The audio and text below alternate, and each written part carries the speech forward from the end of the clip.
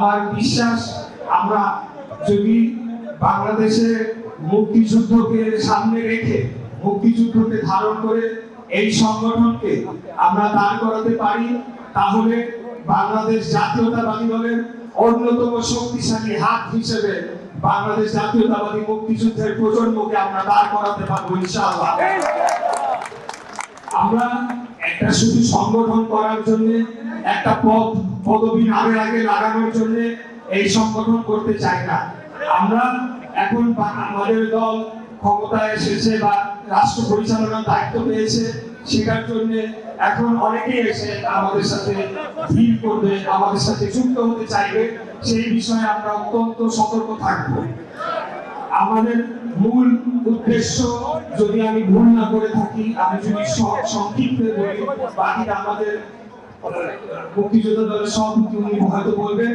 আপনারা সকলে জানেন যে বাংলাদেশ রাষ্ট্রটি স্বাধীন হওয়ার পর থেকে এর বিরুদ্ধে ষড়যন্ত্র, সীমাহীন ষড়যন্ত্র হয়ে আসছে।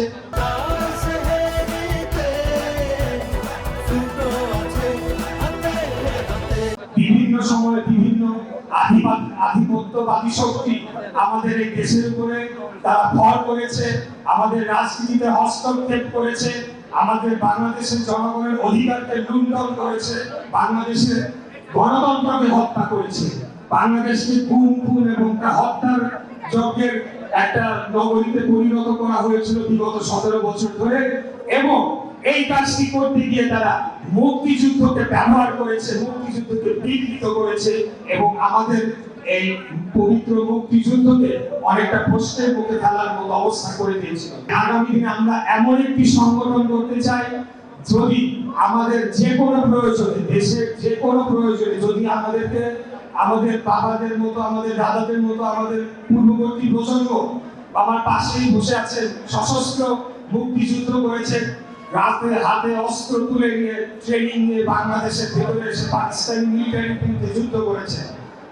আমরা যদি আমাদের দেশ যদি আবারও কোনোদিনও কোনো ধরনের হুমকির মুখে পড়ে, বাংলাদেশ জাতীয়তাবাদী মুক্তিযুদ্ধের প্রজন্ম সবার আগে যাতে ঢাল হয়ে দাঁড়াতে পারে, সেই রকম একটা সংগঠন আমরা দেশব্যাপী গড়ে তুলতে চাই। আমরা এই সংগঠনকে ব্যবহার করে আমাদের রাজনৈতিক ক্যারিয়ারকে আগানোর জন্য আমরা কিছু করতে চাই না। আমরা কেবলমাত্র দেশ এবং জাতিকে রক্ষার জন্য আগামী দিনে এরকম একটি সংগঠন গড়ার উদ্যোগ নেওয়া হয়েছে। আজকে আমি অত্যন্ত আনন্দিত আপনারা সবাই এসেছেন। ইনশাআল্লাহ আমরা মাত্র সরকার গঠন করেছি, আমাদের কিছুটা সময় লাগবে।